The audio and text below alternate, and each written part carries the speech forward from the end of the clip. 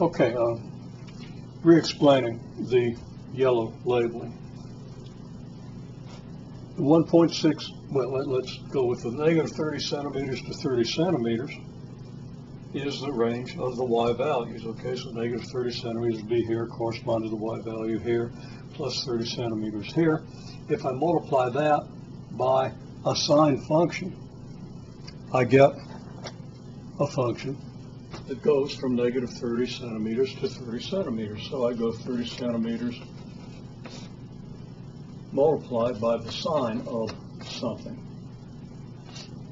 Now, I have to figure out what something this is, but whatever this something is, if it's a function that has a variable that goes through at least one cycle of the sine function, then we know that the value of the sine function will go from -1 to 1, and when multiplied by 30 centimeters, we'll get a y value that goes from negative 30 centimeters to 30 centimeters.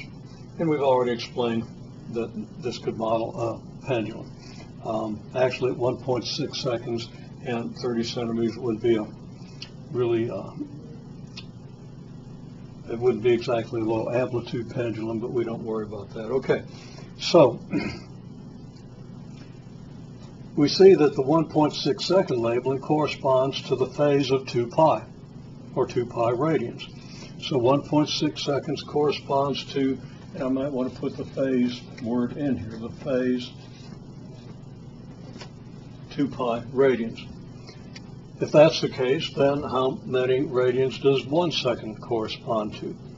Well, it's more than 1 second. It corresponds to 2 pi radians, so it's going to be less than 2 pi radians in 1 second.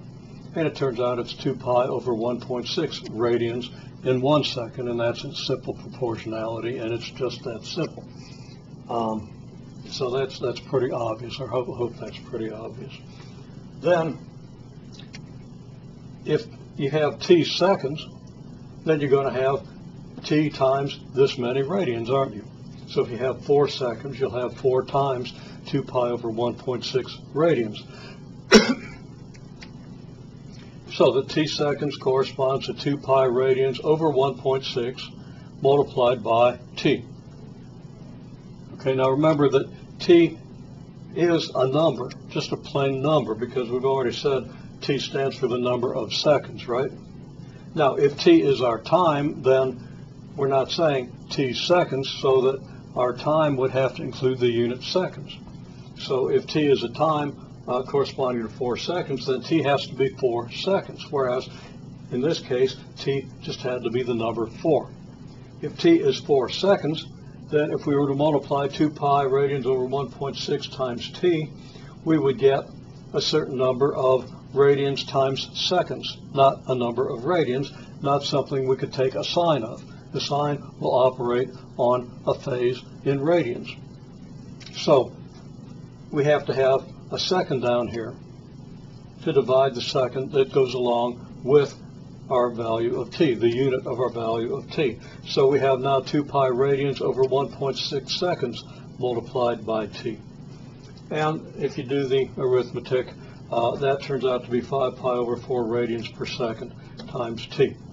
1.6 is, well, you could say it's 16 tenths, and it's 8 fifths, and then you do reciprocal 5/8 and do the arithmetic of the fractions, and you end up with 5 pi over 4. This is your phase at time t. This is what you apply the sine to. So now, it's going to be 30 centimeters times the sine of 5 pi over 4 radians per second multiplied by t. Not a totally trivial idea, not that simple of an idea to digest, but you do need to digest it. So let's look at another example. I have 1/60th of a second here at the 2 pi phase, okay, which means that this cycle now, according to this labeling, is requiring only 1/60th of a second. Now that corresponds to the voltage that's supplied to your house by the power company. It's 60 cycle voltage, 60 cycle power, okay? Voltage is not the same thing as power. Current is not the same thing as voltage. Current is not the same thing as power.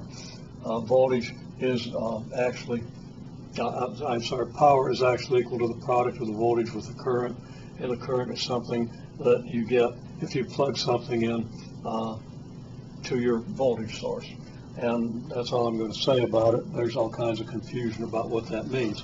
A little confusion here. These numbers don't really correspond to the voltage in your typical cycle. Your typical cycle has an average voltage of 120 volts, not a peak voltage of 120 volts, but I didn't want to get that technical.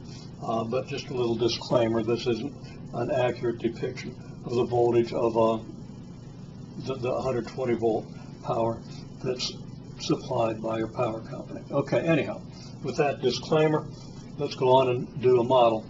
Okay, well, 1/60th of a second corresponds to a phase of 2 pi radians. So again,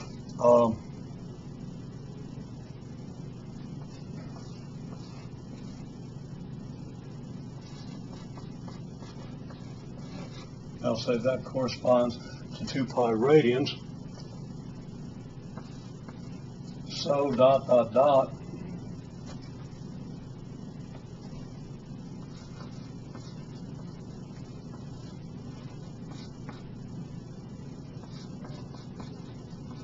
the phase at time t is what? Well, we divide the 2 pi radians by the 1/60th of a second to get the number corresponding to this number. That's incidentally called an angular frequency. We don't need that terminology right now, but you get what's called the angular frequency of the cycle. And that term could use some explanation a little bit later. It's going to be 2 pi divided by 1/60th, which is going to be the same, as you can verify, is 120 pi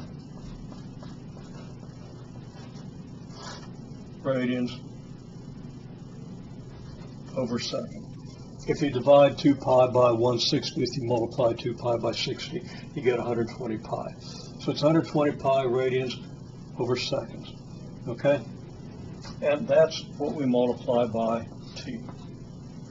The reasoning here is identical to the reasoning we used over here. The only difference is the numbers that go into the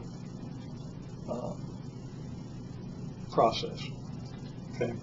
Struggling for words today, I'm sorry. Okay.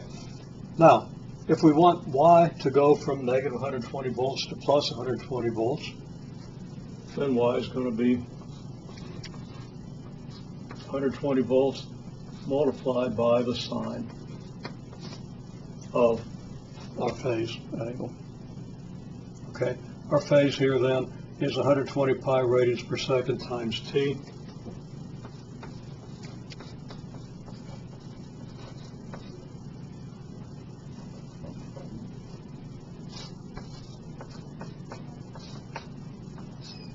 Not sure it was wise to try to rub that out, but let's see if we can make the best of it.